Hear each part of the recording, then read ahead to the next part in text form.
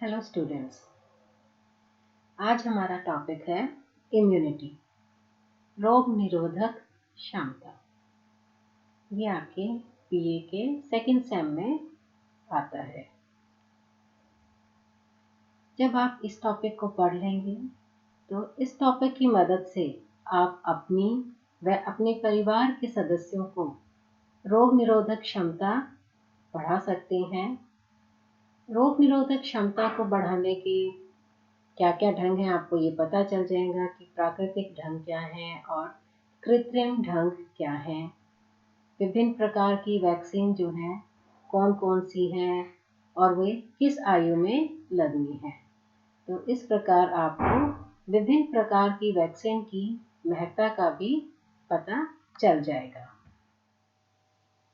रोग निरोधक क्षमता, इम्यूनिटी, शरीर की वह क्षमता है जिसके द्वारा हमारा शरीर रोग पैदा करने वाले रोगाणुओं से हमारी रक्षा करता है। एक जैसे वातावरण में रहने वाले व्यक्तियों पर जब किसी रोग के रोगाणु आक्रमण करते हैं तो किसी व्यक्ति को तो रोग हो जाता है और कुछ उसी वातावरण में रहकर स्वस्थ भी रहते हैं। इसका कारण है कि हर एक की शरीर की रोगों से लड़ने की शक्ति जो हर व्यक्ति में अलग अलग होती है। तो कोई उस रोग से ग्रस्त हो जाता है और कोई रोगाणु वाले वातावरण में रहकर भी स्वस्थ रह जाता है। तो शरीर की रक्षा जो है वो हमारे बॉडी में बहुत तरीकों से होती है, जैसे कि त्वचा भी रोगाणुओं को प्रवेश करने से रोकती है। हमारे जो पेट का अम्लीय माध्यम है वो भी जीवाणुओं को नष्ट करने में सहायता करता है। रक्त में वाइट ब्लड सेल्स होते हैं वो भी रोग फैलाने वाले रोगाणुओं का नाश करते हैं।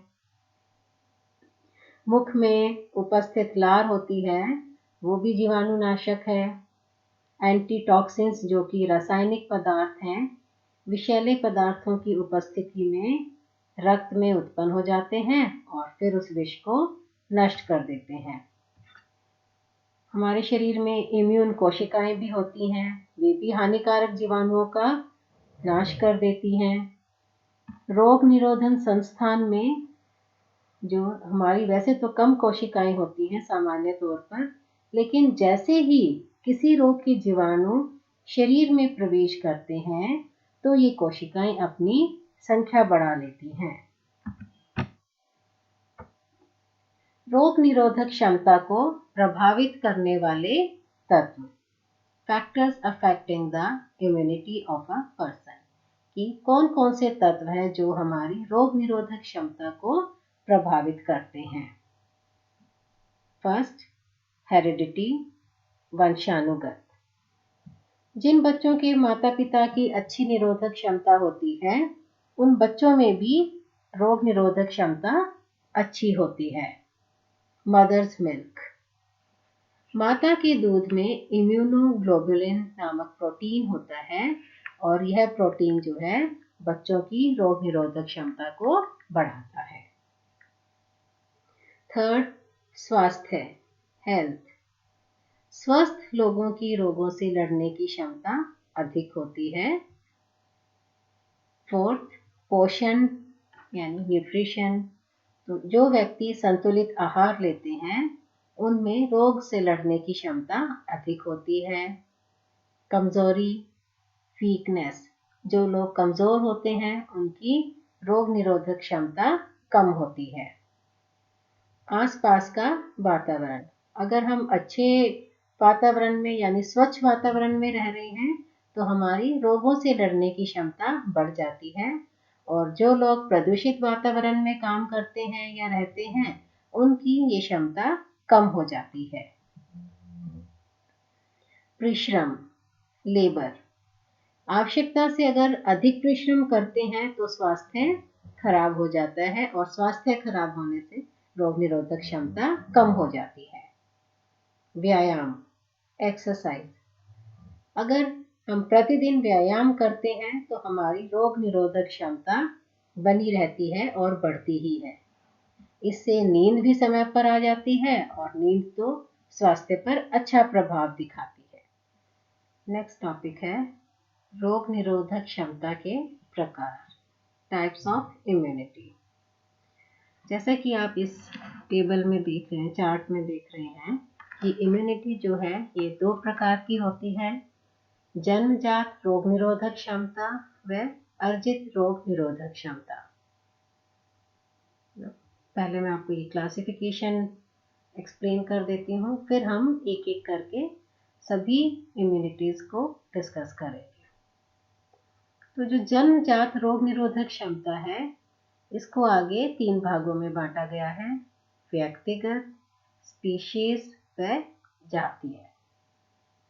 अर्जित रोग निरोधक क्षमता जो है ये 2 प्रकार की होती है, सक्रिय व निष्क्रिय, यानी active immunity and passive immunity.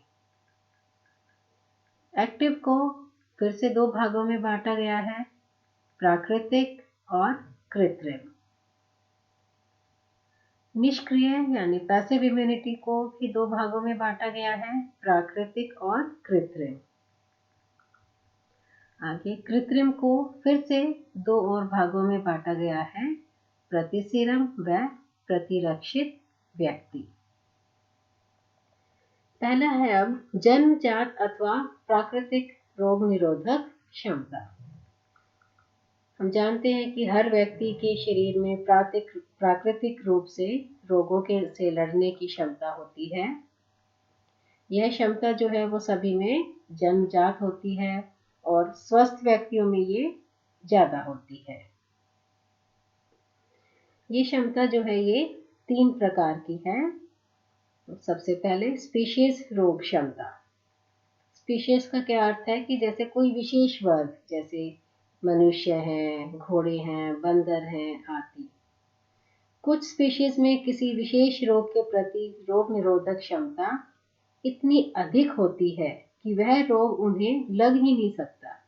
जैसे कि आपने गाय भैंसों में सुनी होगी ये मुख संबंधी बीमारियां, जिनको माउथ डिजीजेस भी कहते हैं। तो इन माउथ डिजीजेस के प्रति मनुष्य में बहुत ज्यादा रोग निरोधक क्षमता है कि उनको ये रोग नहीं होता।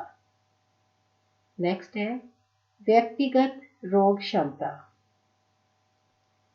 कई बार किसी व्यक्ति विशेष में किसी रोग का मुकाबला करने की विशेष शक्ति होती है जो सामान्य दूसरे व्यक्तियों में नहीं होती है। तीसरा है जातीय रोग क्षमता, यानी कि कुछ रोगों के प्रति इस प्रकार की क्षमता कुछ विशेष जातियों में पाई जाती है। जैसे कि मनुष्यों की जो नीग्रो जाति है उसमें उनको येलो फीवर नहीं होता, लेकिन अगर और कोई अफ्रीका में अगर जा रहा होता है तो उसको इसके येलो फीवर ना हो इसके लिए उन्हें वैक्सीन लगवानी पड़ती है। नेक्स्ट है एक्वायर्ड इम्यूनिटी, अर्जित रोग क्षमता। जब किसी भी रोग के रोगाणुओं से लड़ने के लिए प्राकृतिक रोग क्षमता मतलब पर्याप्त नहीं होती, तब हम कृत्रिम रूप से रोग क्षमता अर्जित की जाती है। तो जो कृत्रिम रूप से रोग क्षमता अर्जित की जाती है यह 2 प्रकार की है, सक्रिय रोग क्षमता व निष्क्रिय रोग क्षमता। तो जो सक्रिय रोग क्षमता है ये वो क्षमता है जो व्यक्ति के शरीर के कोशों को बाहरी तत्वों द्वारा उत्तेजित करके निर्मित की जाती है। मतलब उनके शरीर के कोशों को बाहरी तत्वों द्वारा उत्तेजित करके निर्मित की जाती है। व्यक्ति के शरीर के कोश ही इस रोग निरोधक क्षमता को पैदा करते हैं। और जो ये है ये 2 प्रकार की होती है, प्राकृतिक रोग निरोधक क्षमता व कृत्रिम रोग निरोधक क्षमता। तो प्राकृतिक रोग क्षमता यह किसी भी रोग के अगर एक बार हो जाने से या उस रोग के जीवाणुओं के एक बार संपर्क में आने से ये वाली इम्यूनिटी जो है, ये नेचुरल इम्यूनिटी ये पैदा होती है। मतलब जब भी व्यक्ति जो है किसी एक रोग से संक्रमित हो जाता है या उस रोग के जीवाणुओं से वो संपर्क में आता है तो उसकी नेचुरल इम्यूनिटी उत्पन्न हो जाती है उसमें। किंतु कुछ जो रोग होते हैं उनमें तो ये बहुत कम रोग निरोधक क्षमता उत्पन्न कर पाते हैं, जैसे कि जुकाम, साधारण खांसी इत्यादि। इस तरह वालों में ये थोड़ी सी कम हो जाती है। कृत्रिम रोग क्षमता, यह क्षमता शरीर में कुछ मृत या फिर शिथिल किए गए रोगाणुओं अर्थात जीवित लेकिन किंतु कमजोर रोगाणुओं या उनके विष को टीके के रूप में शरीर में पहुंचाकर पैदा की जाती है। यानी ये कृत्रिम रूप से अर्जित की जाती है ये क्षमता। और ये इसमें जो है रोगाणुओं के जो कमजोर जो रोगाणु हैं या तो उनको या उनके विष को टीके के रूप में शरीर में पहुंचा दिया जाता है और फिर ये कृत्रिम रोग क्षमता उत्पन्न हो जाती है। इससे व्यक्ति एक निश्चित समय तक उस रोग से बचा रहता है, जैसे कि टाइफाइड, टेटनस, इनके टीके लगवाकर इन रोगों से बचा जा सकता है। तो ये आर्टिफिशियल इम्यूनिटी है जो कि टाइफाइड और टेटनस को रोक सकती है टीके लगवाकर। नेक्स्ट है निष्क्रिय रोग क्षमता। इस प्रकार की रोग क्षमता प्राप्त करने के लिए किसी व्यक्ति की कोशिकाएं प्रतिरोधक तत्व उत्पन्न नहीं करती, बल्कि उसके शरीर में ये तत्व जो है बाहर से डाले जाते हैं। इन एंटीबॉडीज का उत्पादन किसी ऐसे व्यक्ति या जानवर के शरीर में किया जाता है जिसमें उन रोगों के प्रति रोग निरोधक क्षमता पहले से ही होती है। तो जिन व्यक्तियों में रोग निरोधक क्षमता होती है किसी भी बीमारी के लिए, उनसे एंटीबॉडीज लेकर दूसरे के शरीर में डाली जाती हैं। इसके दो मेथड हैं, प्राकृतिक ढंग से भी किया जाता है ये और कृत्रिम ढंग से भी। तो जो निष्क्रिय रोग क्षमता है ये दो प्रकार से प्राप्त की जाती है। पहला है प्राकृतिक ढंग। तो माँ अपने गर्भ में जब बच्चा होता है बच्चे को रोग प्रतिरोधक तत्व प्रदान करती है। माँ भी अपने बच्चे को रोग प्रतिरोधक तत्व प्रदान करती है। इसके अतिरिक्त जब माता दूध पिलाती है तो उसमें भी कुछ मात्रा में रोग निरोधक क्षमता बच्चे को प्राप्त हो जाती है, क्योंकि माता के दूध के माध्यम से माँ की कुछ एंटीबॉडीज जो है वो बच्चे के शरीर में चली जाती हैं और इससे जो है बच्चा कुछ समय तक बीमारियों से बचा रह जाता है। कृत्रिम ढंग, जो उत्पादित प्रतिरोधक तत्वों का टीकाकरण यानी वैक्सीनेशन यानी टीकाकरण के द्वारा शरीर में संचारित की जाती है। जो कृत्रिम ढंग से इम्यूनिटी प्राप्त की जाती है, कैसे होती है वो टीकाकरण के द्वारा अर्जित की जाती है। इस प्रकार से उत्पन्न की गई प्रतिरोधक क्षमता बहुत कम समय के लिए होती है। कृत्रिम ढंग से रोग क्षमता जो है ये दो प्रकार से प्राप्त की जा सकती है, प्रति सीरम के द्वारा भी और प्रतिरक्षित व्यक्ति के द्वारा। पहला है प्रति सीरम जो है वो एक ऐसा द्रव्य होता है जिसमें किसी विशेष रोग के एंटीबॉडीज होते हैं और इसलिए इसका टीका किसी विशेष रोग के प्रति रोग निरोधक क्षमता पैदा करने के लिए लगाया जाता है। तो जिस भी रोग के उसमें एंटीबॉडीज होते हैं उसके लिए वो रोग निरोधक क्षमता पैदा कर देता है, जैसे कि डिप्थीरिया, काली खांसी, चेचक आदि इनके टीके लगाए जाते हैं और इनसे फिर रोग निरोधक क्षमता पैदा हो जाती है इन्हीं बीमारियों के प्रति। सेकंड है प्रतिरक्षित व्यक्ति। इसके अंतर्गत गामा इम्यूनोग्लोबुलिन बनाई जाती है और ये जो है दो प्रकार से बनाई जाती है। एक तो उस व्यक्ति से बनाई जाती है जिसे किसी विशेष संक्रामक रोग के विरुद्ध टीका लग चुका हो, या वह रोग उस व्यक्ति को पहले हो चुका हो। तो एक तो उससे, और दूसरा जो है कई लोगों के प्लाज्मा से तैयार किया जाता है। इसको टीके के रूप में हेपेटाइटिस ए तथा खसरे को रोकने के लिए बनाया जाता है। अब हम पढ़ते हैं एक्टिव एक्वायर्ड इम्यूनिटी और पैसिव एक्वायर्ड इम्यूनिटी, इनमें डिफरेंस क्या है। तो जो सक्रिय अर्जित रोग निरोधक क्षमता है, इसमें व्यक्ति के अपने शरीर की कोशिकाएं संक्रमण या टीकाकरण की प्रतिक्रिया के द्वारा एंटीबॉडीज का निर्माण करती है।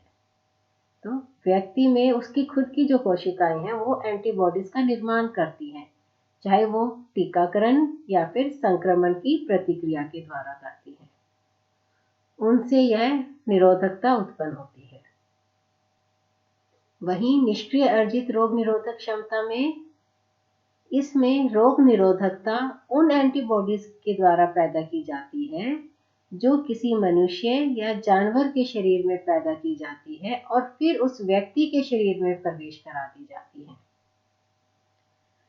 एक्टिव एक्वायर्ड में तो उस व्यक्ति की ही कोशिकाएं एंटीबॉडीज निर्माण करती हैं, चाहे वो टीकाकरण की प्रतिक्रिया के द्वारा ही करी गई हो, लेकिन उस व्यक्ति की खुद की एंटीबॉडीज का निर्माण, कोशिकाएं जो हैं एंटीबॉडीज का निर्माण करती हैं। किंतु पैसिव एक्वायर्ड इम्यूनिटी में जो है वो एंटीबॉडीज जो है दूसरे से उस व्यक्ति में उनका प्रवेश कराया जाता है। सेकंड, एंटीबॉडीज उत्पन्न होने में कुछ समय लगता है। मतलब जब एक्टिव एक्वायर्ड इम्यूनिटी में एंटीबॉडीज उत्पन्न होने में कुछ समय लगता है, लेकिन वहीं निष्क्रिय अर्जित रोग निरोधक क्षमता में एंटीबॉडीज जो है ये तुरंत उत्पन्न हो जाती है। एक्टिव एक्वायर्ड इम्यूनिटी जो है ये स्थायी होता है और निष्क्रिय अर्जित रोग निरोधक क्षमता जो है ये अस्थायी होती है।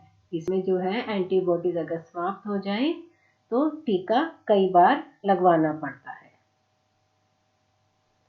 एक्टिव एक्वायर्ड इम्यूनिटी जो है इसका कोई नुकसान नहीं होता, किंतु निष्क्रिय अर्जित रोग निरोधक क्षमता में कई बार प्रतिक्रिया भी हो सकती है तथा किसी प्रकार की समस्या भी पैदा हो सकती है। नेक्स्ट टॉपिक है वैक्सीन यानी टीका। वैक्सीन के लिए अणुजीवियों को कृत्रिम रूप से तैयार किया जाता है और फिर जो है जो शरीर में हमारे रोग निरोधक संस्थान है वो एंटीबॉडीज बनाने के लिए उत्तेजित हो जाता है। मतलब टीका लगने से जो रोग निरोधक संस्थान है शरीर का वो एंटीबॉडीज बनाने के लिए उत्तेजित हो जाता है। ये एंटीबॉडीज जो है वो व्यक्ति की रोग निरोधक क्षमता को बढ़ा देती हैं और फिर उसकी रोगी की जो है वो रोगों से मतलब व्यक्ति की रोगों से रक्षा करती है। और जो है एक विशेष टीका केवल उसी विशेष रोग के प्रति रोग निरोधक क्षमता पैदा करता है। यानी अगर पोलियो की डोज दी जा रही है तो वो सिर्फ पोलियो रोग के लिए ही रोग निरोधक क्षमता पैदा करेगी। वैक्सीन जो है वो कई विधियों के द्वारा बनाई जाती है, जैसे कि जीवित लेकिन किंतु कमजोर जीवाणुओं से, मृत जीवाणुओं से, जीवाणुओं के विष के द्वारा और रोग फैलाने वाले जीवाणुओं के उनके विभिन्न भागों या विभिन्न अंशों के द्वारा। तो इन 4 तरीकों से वैक्सीन बनाई जाती है। इम्यूनाइजेशन ऑफ चिल्ड्रन, बच्चों में रोग प्रतिरक्षण। अब आपने सुना होगा कि बच्चों को जो है पैदा होते ही बीसीजी का टीका लगता है, फिर छठे और 8वें हफ्ते तक जो है उनको डीपीटी की और पोलियो की बूंदें पिलाई जाती हैं। तो ये क्या है उनका इम्यूनाइजेशन, कि उनमें रोग प्रतिरक्षण जो है वो उसके लिए उनका टीकाकरण किया जाता है। और जो ये टीकाकरण की प्रक्रिया जो है ये पूरी करना आवश्यक है। और जैसे इसकी जो समय दिया होता है कि जन्म पे ये टीका लगेगा, 6 और 8 हफ्ते के अंतर्गत जो है डीपीटी का टीका लगेगा, है 10-12 से हफ्ते में फिर से डीपीटी का टीका लगेगा। तो इसको विशेष क्रम से ही लगना चाहिए जैसे ये दिया गया होता है। विभिन्न जो संक्रामक रोग हैं उनकी रोकथाम के लिए बच्चों को और उनके दुष्प्रभावों से बचाने के लिए नियम अनुसार प्रतिरोधक टीके लगाना आवश्यक होता है। तो नियम अनुसार यानी कि उनकी जो आयु में जो टीका लगना है वो लगवाना आवश्यक है, तभी उनकी मृत्यु दर को काफी कम किया जा सकता है और उन्हें एक लंबा स्वस्थ जीवन सुनिश्चित किया जा सकता है। तो जो ये प्रतिरक्षण की क्रिया है ये एक विशेष क्रम से की जाती है और इसको पूरा करना भी आवश्यक है। जो टीका लगाने की प्रक्रिया में इसके विशेष गुणों के आधार पर टीके को, मतलब जैसा टीका है उसके आधार पर टीका या तो त्वचा के नीचे लगाया जाएगा या ऊपरी तह पर लगाया जाता है या मुंह के द्वारा दिया जाता है। जैसे कि आपने सुना है पोलियो की डोज जो है वो ओरल वैक्सीन है, मुंह में बूंद डाली जाती है, तो ये मुंह के द्वारा दिया जाता है। जो प्रथम बार टीका लगाने की प्रक्रिया को तो टीका लगाना कहते हैं यानी वैक्सीनेशन कहते हैं, लेकिन आपने कई बार सुना होगा बूस्टर डोज का नाम, बूस्टर खुराक का नाम भी सुना है। तो ये क्या है कि जब बहुत से रोगों के लिए प्रतिरोधक शक्ति को लंबे समय तक बनाए रखने के लिए बूस्टर डोज दी जाती है। चिकित्सक के परामर्श के अनुसार ही शिशु की टीकाकरण तालिका बनवा लेनी चाहिए ताकि सभी टीके समय पर लग सके। ये आप प्रतिरक्षण चार्ट देख रहे हैं, हर बच्चे का ये बनाया जाता है जिसमें बच्चे का पूरा ब्यौरा होता है कि उसका क्या नाम है, कब वो पैदा हुआ है, क्या उसका ब्लड ग्रुप है, और उसके साथ ही जो ये चार्ट होता है इसको फॉलो करा जाता है कि जन्म के समय पे उसे बीसीजी का टीका लगाना है, उसकी पहली खुराक दी गई है, तो इस तालिका को फॉलो करना आवश्यक है। नेक्स्ट स्लाइड में भी आप वही देख रहे हैं टीकाकरण तालिका, तो ये 14 से 15 वर्ष तक ये पूरी हो जाती है, इसको ऐसे ही फॉलो करना है, टीके इसी तरह से लगवाने हैं। अब हम इस चैप्टर के महत्वपूर्ण प्रश्न जो है वो देखते हैं किस तरह से क्वेश्चंस आते हैं पेपर में। फर्स्ट है रोग निरोधक क्षमता की परिभाषा लिखें, यह कितने प्रकार की होती है तथा इसे कैसे प्राप्त किया जा सकता है। तो ये कैसा है, लॉन्ग क्वेश्चन है जो कि 10 नंबर का 8 नंबर का इस तरह से आएगा। ये जो सारे आप इस स्लाइड में देख रहे हैं सारे ही लॉन्ग आंसर क्वेश्चंस हैं। सेकेंड, निम्नलिखित पर नोट लिखें, प्राकृतिक रोग क्षमता, सेकेंड कृत्रिम रोग क्षमता। नेक्स्ट क्वेश्चन है अर्जित रोग निरोधक क्षमता के बारे में बताएं। नेक्स्ट, निम्नलिखित पर नोट लिखें, रोग निरोधक क्षमता की परिभाषा और प्रकार, रोग निरोधक क्षमता प्राप्त करने की सारणी। नेक्स्ट क्वेश्चन, रोग निवारक शक्ति इम्यूनिटी से क्या अभिप्राय है, ये कितने प्रकार की होती है, वर्णन कीजिए। उद्भवन काल से आप क्या समझते हैं, रोग निरोधक क्षमता के प्रकारों को समझाइए। रोग निरोधक क्षमता से आप क्या समझते हैं, इसके कितने प्रकार हैं तथा एक व्यक्ति इसे कैसे अर्जित कर सकता है। अब हम देखते हैं कि जो संक्षेप में जो क्वेश्चंस आते हैं शॉर्ट नोट्स वो किस तरह के आते हैं पेपर में। प्राकृतिक एवं अर्जित रोग निरोधक क्षमता में अंतर स्पष्ट करें। सक्रिय रोग क्षमता, निष्क्रिय रोग क्षमता क्या होती है, शरीर की रक्षा किस प्रकार से होती है, रोग निरोधक क्षमता को प्रभावित करने वाले तत्व, सक्रिय तथा निष्क्रिय रोग निरोधक क्षमता में अंतर बताएं। बच्चों में रोग प्रतिरक्षण से क्या अभिप्राय है? टीका क्या होता है? टीकाकरण से संबंधित याद रखने वाली बातें अर्थात सामान्य नियम बताएं। नेक्स्ट कैटेगरी है क्वेश्चंस की जो कि आपने अति संक्षेप में जिनके उत्तर देने हैं। एंटीटॉक्सिन्स क्या होते हैं? स्पीशीज रोग क्षमता क्या होती है? रोग निरोधक क्षमता की कमी से होने वाले विभिन्न रोग बताएं। इस जो चैप्टर को आप स्वास्थ्य विज्ञान नामक किताब से पढ़ सकते हैं, जो कि आपको स्लाइड में दिख रही है। ये दिनेश पब्लिकेशंस की है और इसकी ऑथर हैं सवीरा रहलन। और ये आपके इसमें क्लास का मेंशन किया हुआ है कि ये फर्स्ट ईयर के सेकंड सेमेस्टर के लिए ये किताब है आपकी। Thank you.